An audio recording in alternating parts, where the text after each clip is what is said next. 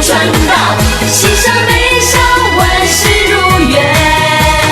风调雨顺，年年好，幸福歌谣响遍天地间。福到财到，迎春到，喜上眉梢，万事如愿。风调雨顺，年年好，幸福歌谣响遍天地间。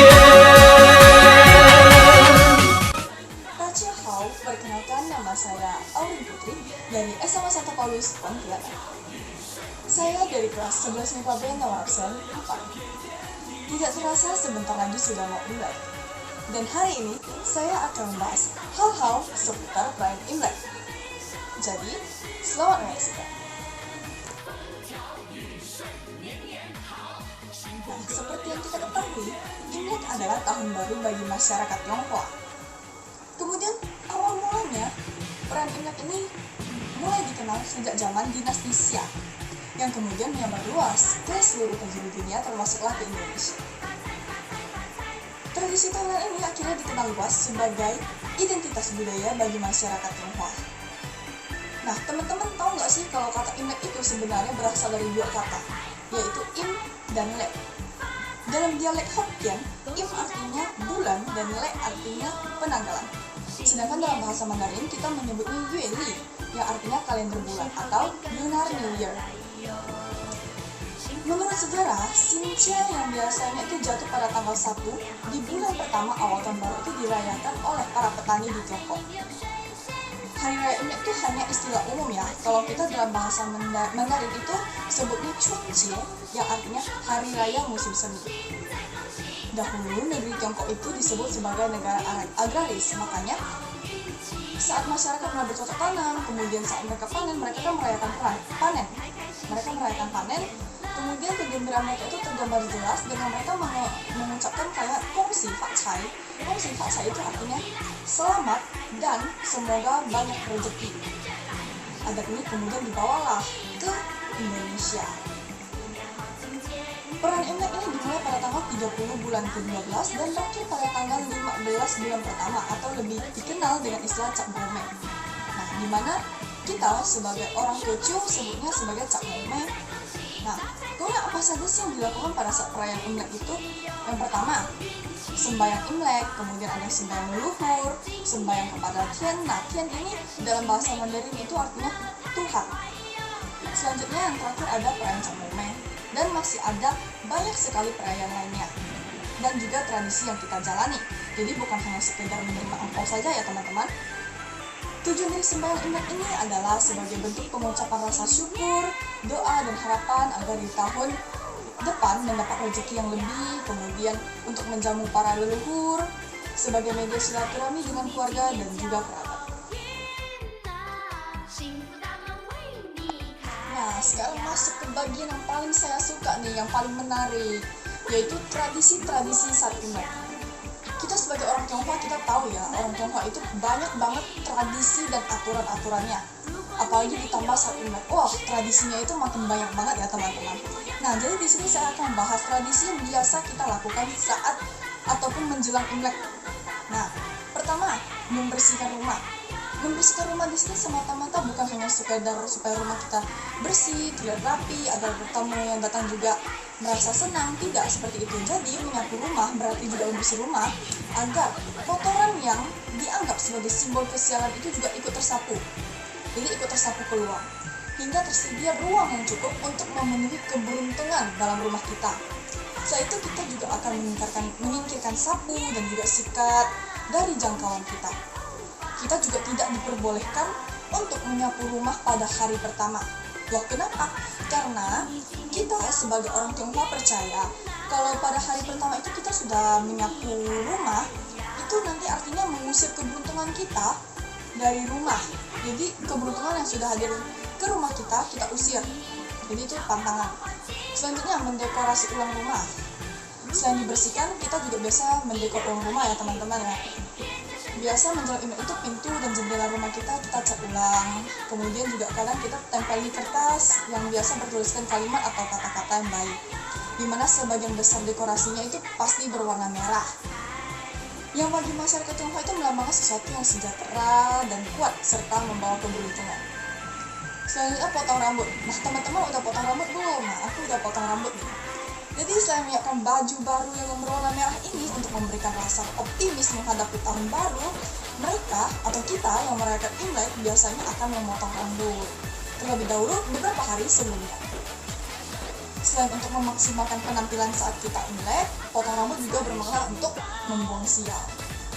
Lanjut lagi, wajib memiliki unsur warna merah. Contohnya tadi dengan menghias rumah kan, dekorasinya merah, pakaian juga merah, aksesoris juga merah. Selanjutnya, wah ini pasti teman-teman tahu semua ya, siapa yang gak suka, saya pun suka, yaitu angpau. Saat perayaan tahun baru Cina atau Imlek, pembagian angpau ini termasuk salah satu momen yang paling ditunggu-tunggu, apalagi biasa anak-anak tuh paling suka banget sama angpau. Angpau menjadi momen simbolis yang bisa menggambarkan kepedulian kita terhadap sesama atau terhadap keluarga, terhadap kerabat, terhadap saudara. Selain itu juga sebagai salah satu bentuk saling mengasihi. Angpau kan identik dengan warna merah ya teman-teman ya, yang menggambarkan sebuah semangat, keberuntungan, kebaikan, dan kesejahteraan. Kemudian pemberian angpau sih juga ada aturan loh teman-teman, yaitu kita harus menghindari angka 4 yang memberikan arti mati. Nah, dalam bahasa Teochew, 4 itu artinya kan si.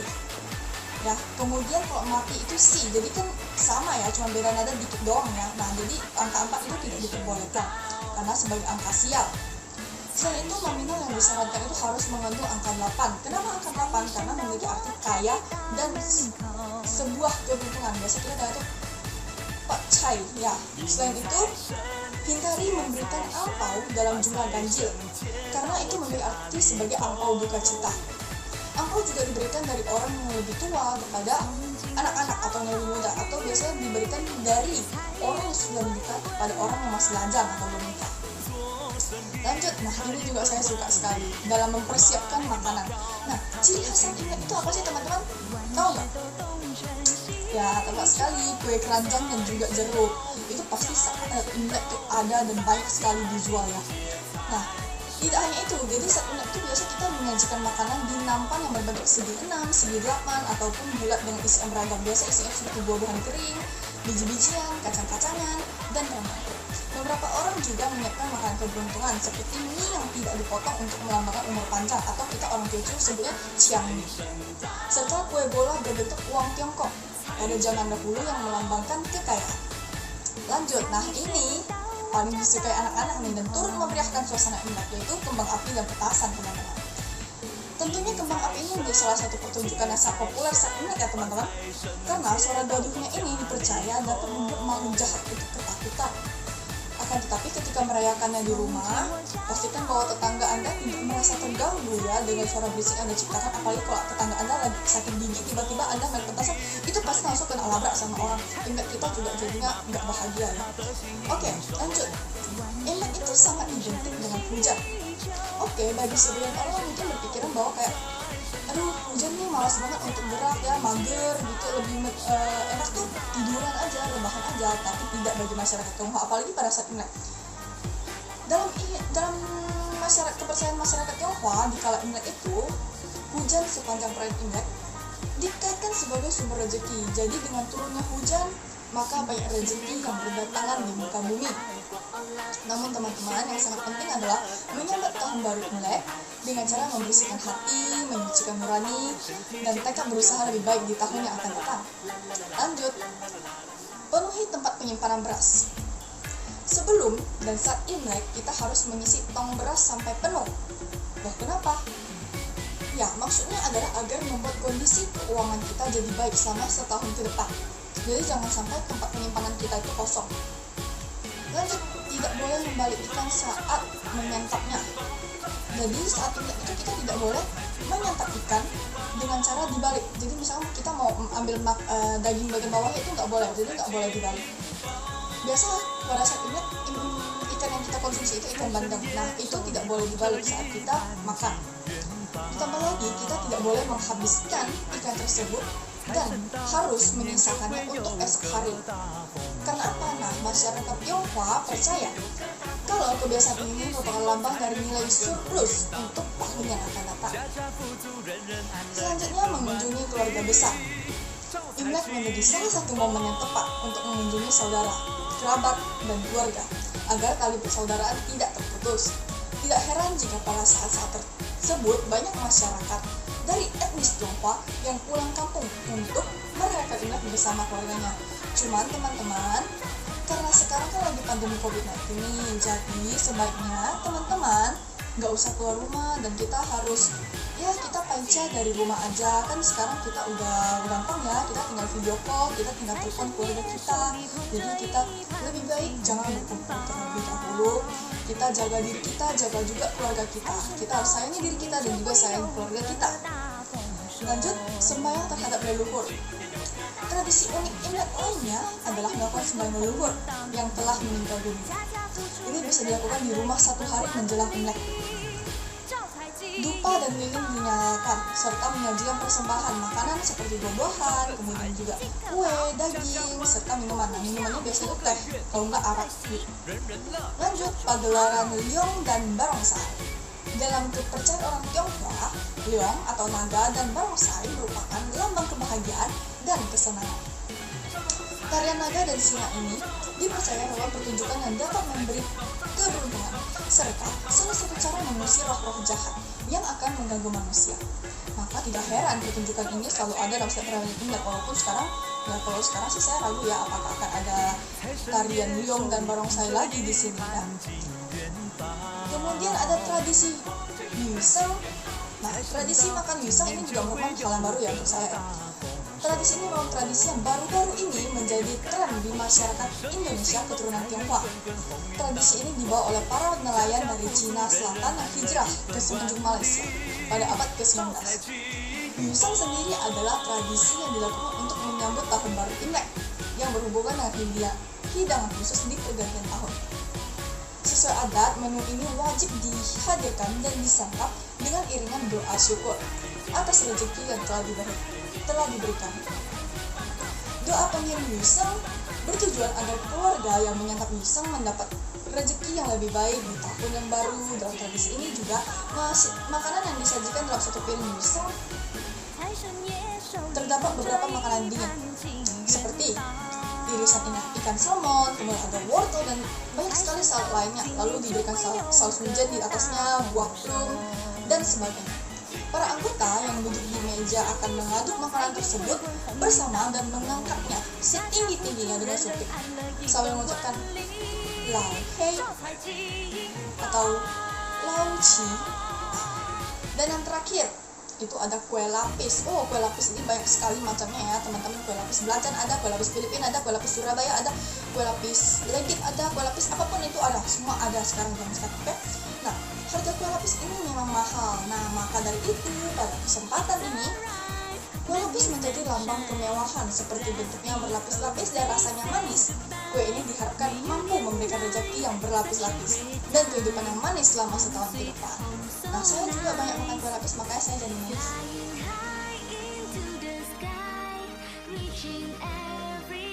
Nah, teman-teman, biasanya pada saat Imlek itu orang tua kita pasti suruh kita beli baju harus ada warna merahnya kan. Biasa akong, ama, papa, mama pasti suruh beli baju warna merah. Kalau kalian beli baju warna hitam atau putih saat Imlek, orang itu udah pasti kira gampar itu ya, enggak bercanda. Oke, lalu kenapa sih harus pakai warna merah gitu kan? Kenapa nggak boleh warna lain? Jadi, kenapa Imlek itu identik sih sama warna merah? Jawabannya karena merah itu menjadi simbol pengharapan di tahun baru, bahwa segala kesedihan dan kegelapan akan sirna digantikan dengan kebahagiaan. Warna merah ini merupakan unsur dari yang. Warna merah dianggap sebagai warna panas, api, matahari, sehingga diharapkan dapat memberikan suasana kebahagiaan. Bunyi karakter merah atau Hong identik dengan karakter makmur, sehingga warna merah pun menjadi warna yang digemari oleh masyarakat Tionghoa pagi saat Imlek. Ya, kalau saat ini juga saya suka sih yang merah-merah, apalagi kalau biasa angpaunya isinya merah, siapa sih yang nggak suka gitu kan? Oke, lanjut. Sebenarnya selain warna merah itu warna kuning dan emas juga boleh kok teman-teman, artinya juga sama dengan warna merah. Dianggap sebagai lambang kemakmuran. Kemudian menurut sejarahnya, mungkin teman-teman tahu, misalkan ada nonton film itu pasti tahu, warna merah itu kan mendominasi perayaan Imlek ya. Ternyata semua itu bermula dari kisah soal Mien atau binatang buas yang pernah menyerang penduduk desa pada zaman perayaan Imlek terdahulu. Hewan buas bernama Mien ini diketahui gemar memakan tanaman, ternak, dan juga anak-anak. Diyakini ia tuh memiliki perwujudan banteng dan kepalanya tuh kepala singa. Dan konon katanya hewan ini cuma takut 3 hal.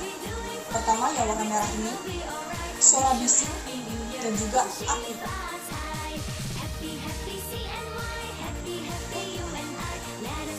Oke teman-teman, jadi apa sih tujuan dari pemberian angpau saat Imlek? Nah, bagi anak-anak dan yang masih lajang saat Imlek itu merupakan banjir uang karena orang tua atau mereka yang udah nikah itu diwajibkan untuk memberikan angpau. Jumlahnya nggak harus besar ya teman-teman, hanya saja uang yang dimasukkan ke dalam angpau itu harus uang yang baru dan tidak boleh uang logam. Kemudian bagi angpau juga dipercaya makin memperlancar rezeki di kemudian hari. Selain itu, pemberian angpau melambangkan harapan orang-orang tua kepada anak muda agar lebih makmur di tahun yang baru. Bagi etnis Tionghoa, bubur merupakan makanan yang melambangkan kemiskinan dan juga kesusahan. Bubur nasi memiliki sejarah kelam karena dulunya menjadi makanan saat masa-masa kelaparan dan tentunya itu mengandung arti yang jelek ya teman-teman.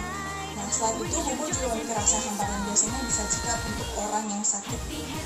Menyantap bubur saat Imlek dianggap sebagai doa buruk dan dikhawatirkan akan dialami atau akan terjadi di tahun yang baru. Oleh karena itu, seenak apapun bubur itu, baik itu bubur ayam, bubur babi, bubur pesawat, dan bubur apapun itu, sangat tidak dianjurkan untuk dikonsumsi saat ini.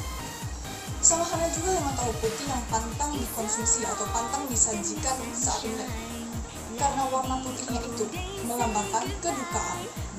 Berbeda halnya dengan bubur dan juga tahu putih, ikan menjadi sajian utama saat Imlek, karena ikan merupakan lambang kemakmuran dan rezeki. Dalam bahasa Mandarin penyebutan ikan memiliki bunyi yang sama dengan surplus ya hampir sama.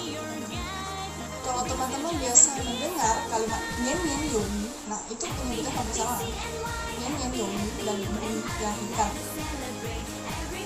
Menurut tradisi Cina, memiliki kelebihan uang atau barang kebutuhan sehari-hari di akhir tahun itu merupakan yang baik loh teman-teman.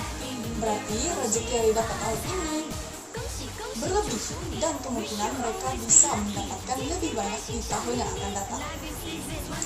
Ikan harus menjadi hidangan terakhir yang dimakan dan harus disisakan. Tradisi ini biasa dilakukan di daerah utara Sungai Yangtze. Sementara di daerah lain, kepala dan ekor ikan tidak boleh dimakan sampai awal tahun. Melambangkan harapan tahun yang baru akan dimulai dan diakhiri dengan kelebihan harta benda. Nah, jadi itu ya teman-teman, hal-hal seputar perayaan Imlek. Saya harap ini dapat menjadi pengetahuan bagi teman-teman semua, kemudian juga semoga hal ini menarik dan membuat teman-teman semakin penasaran dengan keanekaragaman tradisi dan budaya etnis Tionghoa, terutama saat menjelang Imlek seperti ini. Saya Aurel Putri, saya ucapkan selamat merayakan tahun baru Imlek untuk teman-teman semua. Kunci Fasai Wan Shirui, Sinjaju teman-teman. 再见。迎春到，喜上眉梢，万事如愿，风调雨顺，年年好，幸福歌谣响遍天地间。福到财到，迎春到，喜上眉。